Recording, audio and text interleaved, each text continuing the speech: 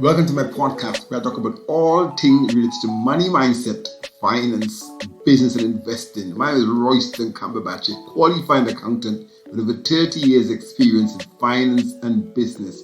Coming from a very humble background, I have continuously challenged the assumptions and the expectations of what I'm capable of achieving for myself and others. Over the years, I've helped hundreds of entrepreneurs to decipher finance and to make more money and to run highly successful businesses. On this podcast, I will share with you tips, strategies, techniques, and tools that you can use to make more money, manage money better, and to maximize your success.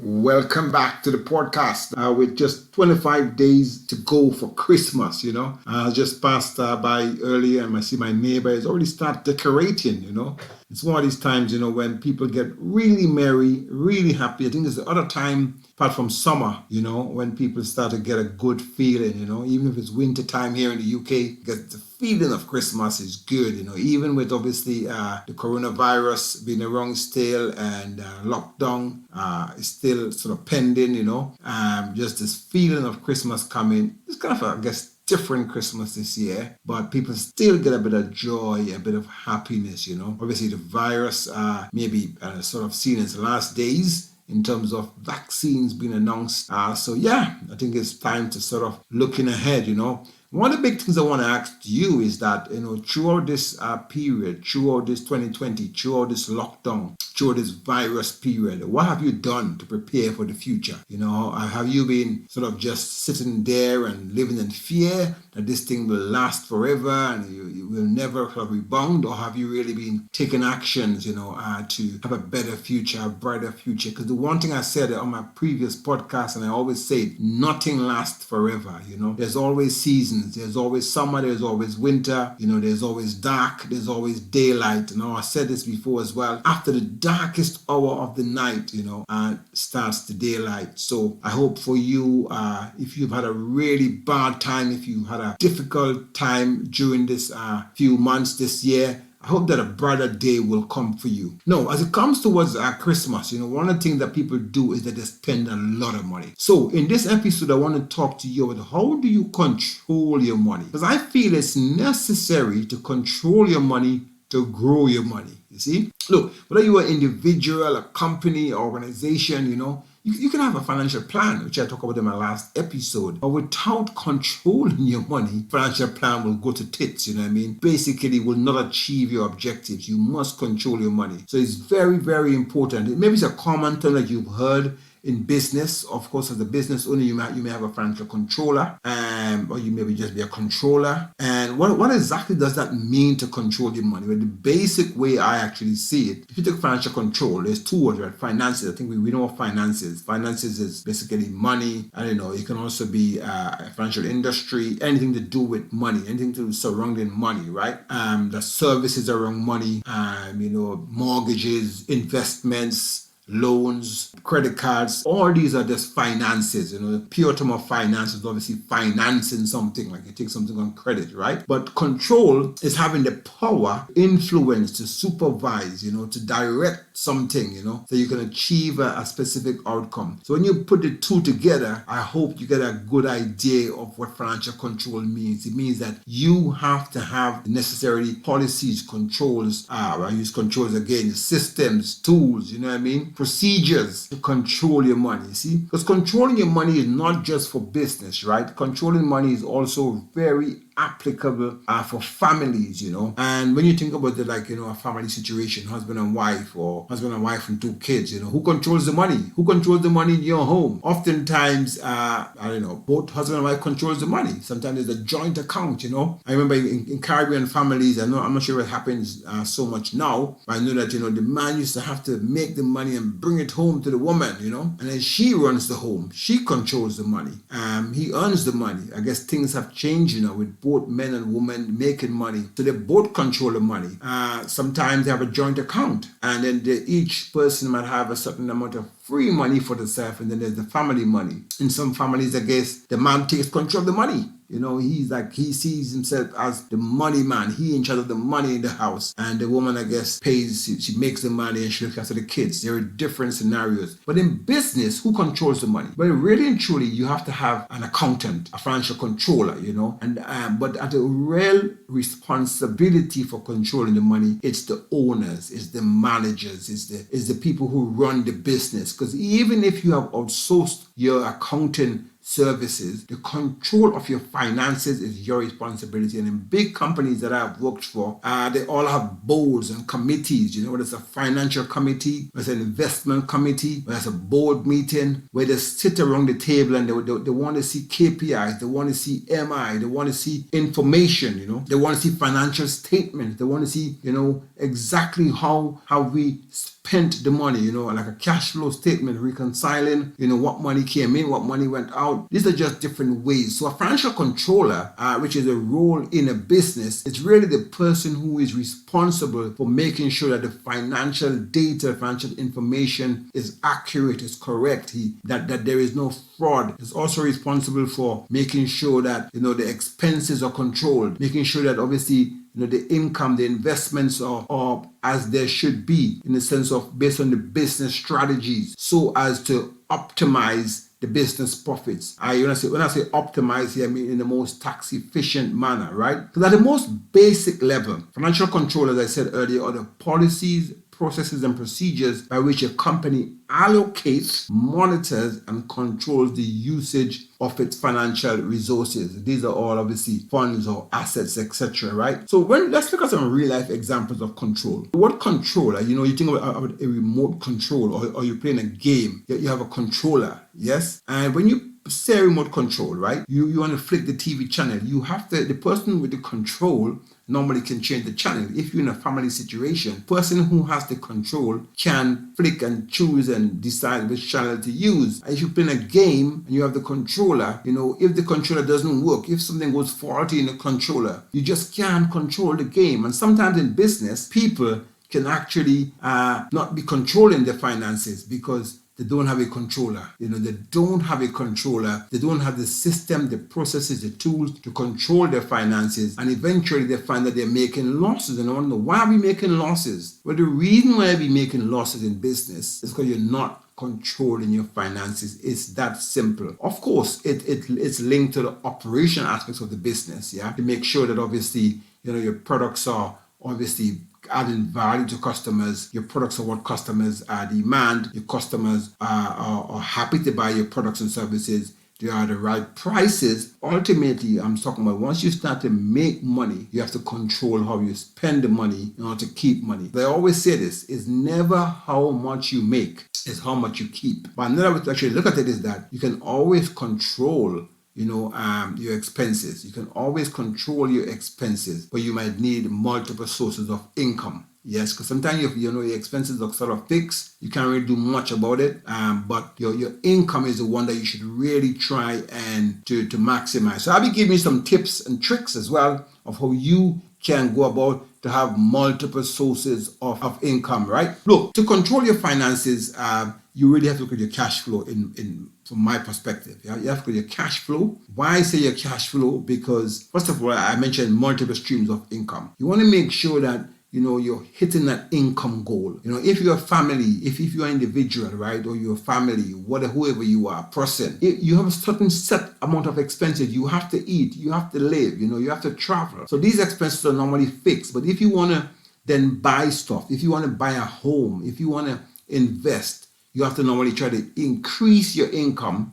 Of course, you can reduce your expenses, but by having multiple streams of income is one of the ways to really have more disposable income. That is, after you pay out all the things that you must pay, you have more money left over at your disposable income. The next thing you can do to control your finances, obviously, expenses, or we call it cost control. Because with expenses, you can shop around. In business, you can literally shop around. You can, look at suppliers and look at, cost versus quality, and, look at see how you can minimize your production cost, whether it's labor cost, whether it's direct materials cost. You can, if you have some indirect costs as well, you can really try and minimize those. Even your overheads, your rent. I remember I was doing a cash flow forecast for a lady earlier this year, and she was already turning over 250,000, sorry, and she's looking to turn over well over 3 million this year. So that's really ramping up her business even in these times, and basically one of the things that she was doing was moving office to see how she can control her expenses. As a matter of fact, even myself right now, I am looking at ways, how to control my expenses, my outflow, right? Because obviously income, as I look to grow my business and expand my business in 2021, income obviously is kind of taking a nose dive from previous years, the way I made money, but I expect it to ramp up next year. So I'm also looking at ways to control your expenses. And one of the things you have to look at sometimes, is, your living expenses, right? So that's one of the things that I'm looking at right now, to make a sacrifice on that so that I can really have the future that I really truly deserve. The next thing is to control your money, is have access to money. Because sometimes you have, as I said earlier in my previous podcast, you have to borrow money. So to borrow money, you're going to want to have a good credit rating. You're going to want to have access to money, And that's one of the things I really mastered. That's why I call myself a master of money management.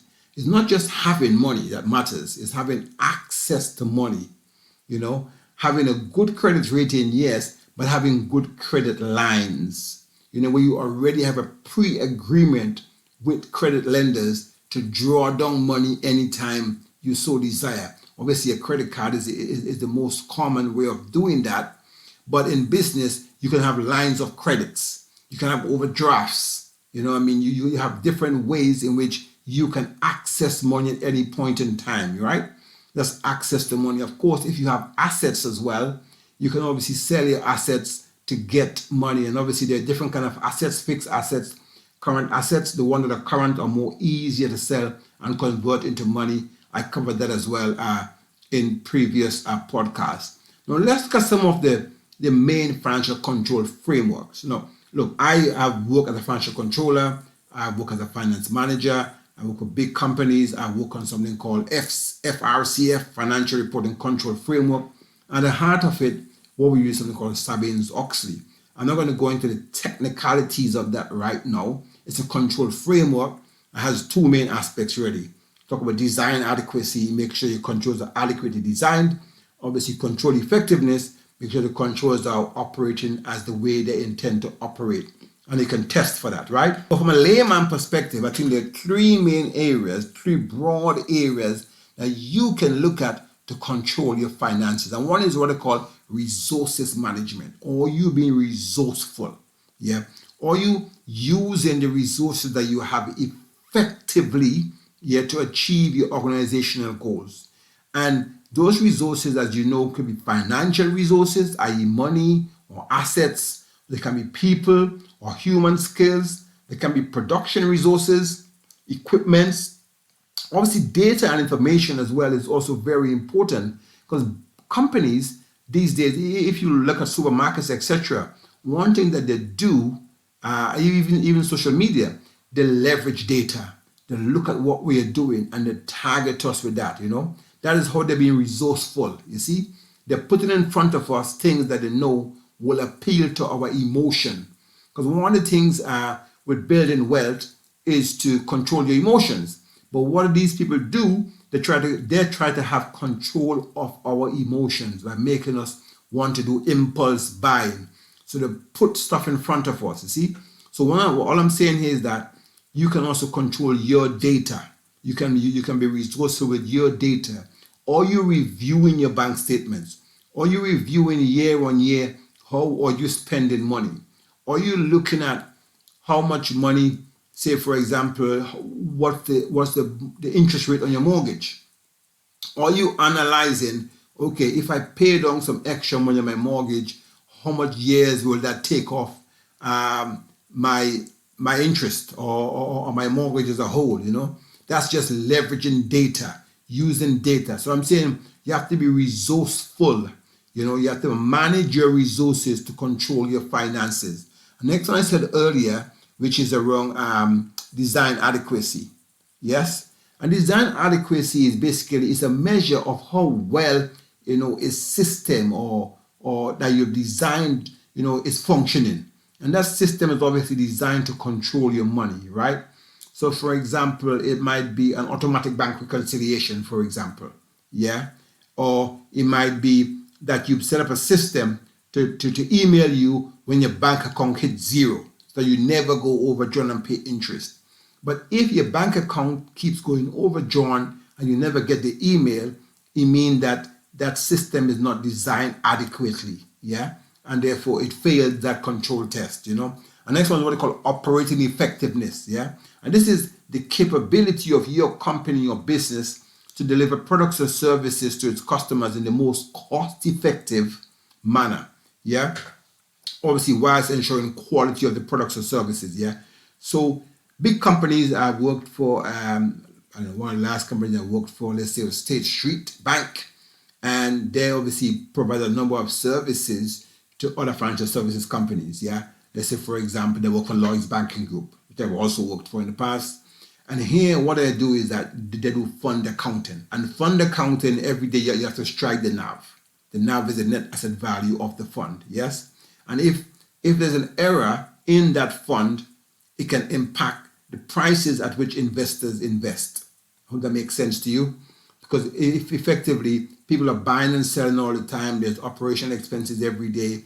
So the net asset value is like the balance sheet value of the asset, yeah? And they strike a unit price for the asset. Maybe I do a podcast on this in the future, on more investing and shares and unit trust, etc. But at a very high level, what I'm saying is that they are basically the outsourced operations of the bank. And they have some controls in place to make sure that the NAV is struck at the right price. It's accurate.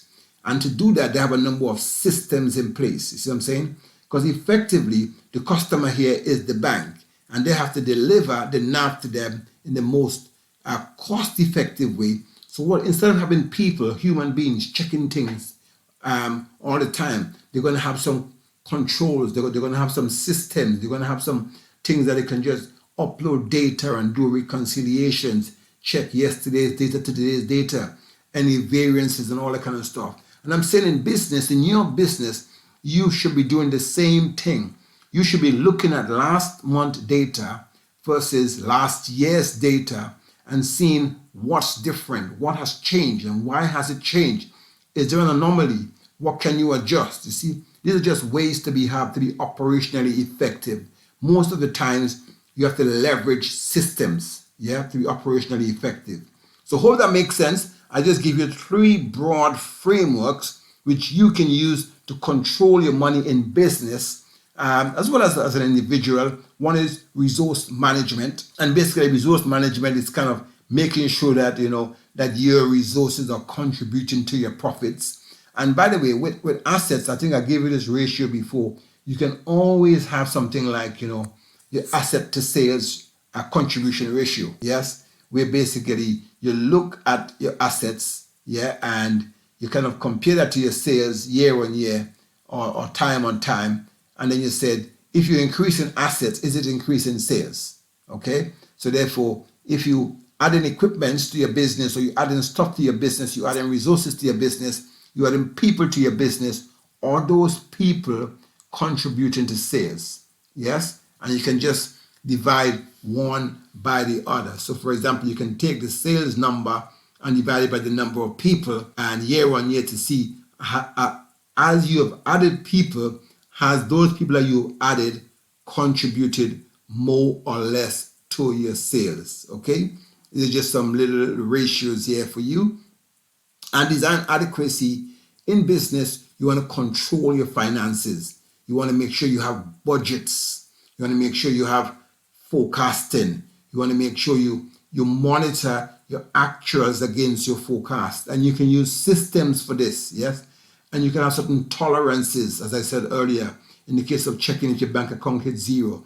But you can also have tolerances to say, if anything is greater, any expense is greater than 5% than the budget, I want to know. I want to flag this up as red, and then you can go and review it. That is basically where you're designing a control. You have to then check that the control is designed adequately. Yes? Then operational effectiveness is basically having the most cost-effective way to meet your customers' requirements. If you're doing a service, if you're doing a product, it's having the most cost-effective way, obviously the most controlled way as well to do that. So operational effectiveness is saying, again, is that system operationally effective? Is it actually eliminating all the control issues? Because here's the thing, the whole issue with control is to minimize risk or to eliminate risks. So in business, you have what they call risk management, and this whole aspect of control is to eliminate risks, to make sure that you are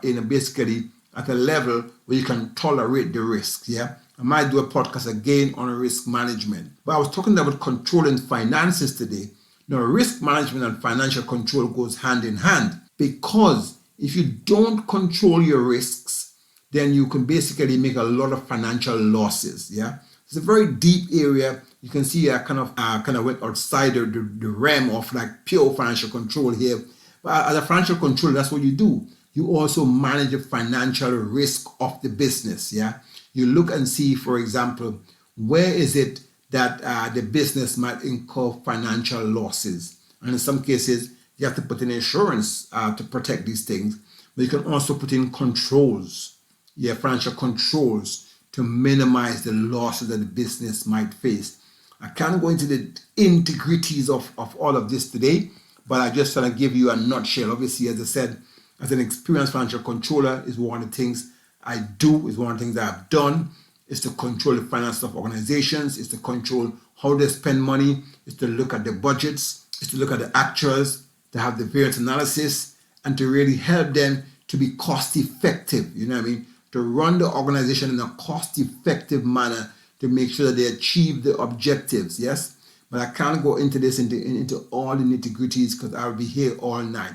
So let me leave you with 5 tips of how you as an individual can control your finances. Number 1, you must have a money conscious mindset. You must be aware of what you're spending. You see, some people will say, for example, cut out, the expensive things, right? I'm not saying to cut out the expensive thing. If you like to have a 3-course breakfast, have a 3-course breakfast. I'm not saying to you just, have peanut butter and toast the rest of your life just to save money to buy a house. I'm not saying that, but be conscious. Understand the opportunity cost of money. And what is opportunity cost? Is basically, if you decide to have a 3-course breakfast, the amount of money that you spend on that breakfast, what could you do with the extra money if you save money on your food bill, for example? What can you channel that money towards? You know what I mean? So opportunity cost, I believe, is kind of the the opportunity lost minus the opportunity gained. You understand? And obviously, sometimes the opportunity loss is greater than the opportunity gained. So be money conscious. And be money conscious means have a budget. Have a budget so you understand month on month how you're spending your money. Every podcast I'm going to say I have a budget, because a lot of people, they want to save money, they want to invest money, they want to have more money, but they don't track their money. You might be surprised to know that most, if not all, the rich people, they track their money. There are a number of apps to track your money. If you haven't got my book, Money Management for Entrepreneurs and Business Owners, do send me an email, roy@mmedu.co.uk. I'll ping you this book. It's also on Amazon as well. You can just get it. I think it's it's really cheap, to be quite honest, for what it is. There's a lot of value in it, and you can get it on Amazon. And obviously, this is money management for business owners and entrepreneurs. It's also very, very good for individuals, families as well. Next, second thing to really control your finances is have a plan to get out of debt. We all know that debt is a cost to debt. There's a cost of debt. It's called interest. And you have to have a plan to come out of debt, because the faster you come out of debt is the more you save on interest. I've been looking at one of my mortgages I have, I obviously have a few properties, and I've been looking at one of my mortgages and I've been like realizing, look, so half of the money I'm paying, because obviously it's a capital repayment mortgage in this particular instance, half of the money I'm paying is going in interest. So I've actually come up with a plan to say, right, in a year or so, I'm going to completely clear that debt. And you might be surprised to know how much money I'm going to save. A few hundred thousands. You know what I mean? So have a plan of the debt, whether it's a credit card debt, whether it's a car loan debt, whether whatever debt it is, have a plan to get rid of debt. One of the strategies that I have used to clear down mortgages is basically whenever I remortgage, I always reduce the years. You keep the mortgage the same and you reduce the years. Because the first property I bought in the UK, I was quite impressed, that after 14 years, I was almost like mortgage free, But obviously, I realized that equity is dead money. So obviously, I used the equity and I leveraged equity to buy more properties and stuff, right? I might do a whole podcast on property investing. A lot of ideas are coming out from this podcast today. But have a plan to clear your debt down, yes? And of course, in business, you should only be using debt predominantly to buy assets, and those assets should be using to give you multiple streams of income. Number 3, allocate monies to different pots. There's different pots, right? In Tony Robbins' book Money the Game, you talk about different pots. I might do a podcast on that one day again. Whether it's obviously your retirement pot, or whether it's like your rainy day bucket, whatever it is. You have different pots, right? But here I'm talking about from a profit first system. Whenever you make money in business specifically, what you want to do is that you want to allocate a certain amount to expenses, a certain amount to profit for reinvestment, a certain amount to pay yourself, etc. And same as an individual, you want to have different pots. Whether you have the 10% pot for tithing or giving to charity or just giving to family. You have the 40% pot for paying your expenses, including your mortgages, etc.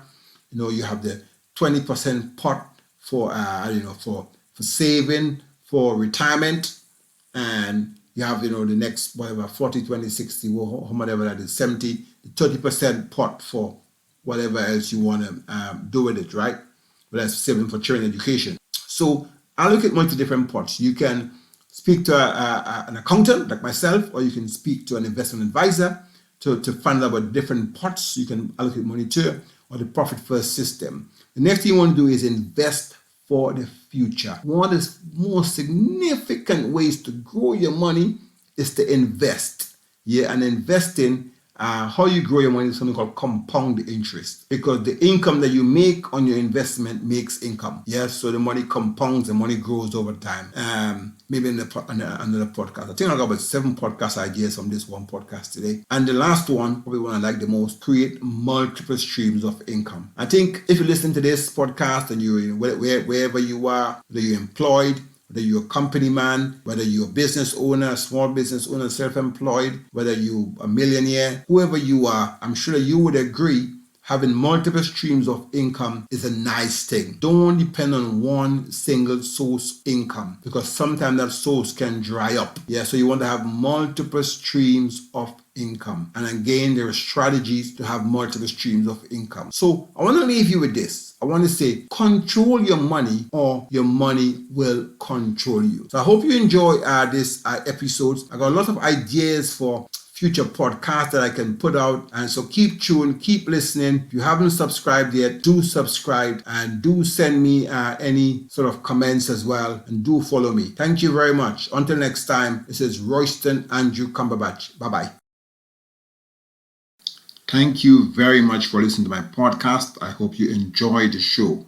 You can find out more about me by Googling my name, Royston Cumberbatch. I'm on all the social media, Facebook, Instagram, and LinkedIn. You can find me on YouTube as Roy Cumberbatch. And if you are listening on YouTube, please hit that subscribe button, or you can find me on my website at www.racmacs.com. That's RACMACS.com. It'd be great to hear from you, and do feel free to tell me about any topics you want me to cover on future episodes. Until next time, Be good to yourself and others. Keep positive and reaching for your financial goals. Bye-bye.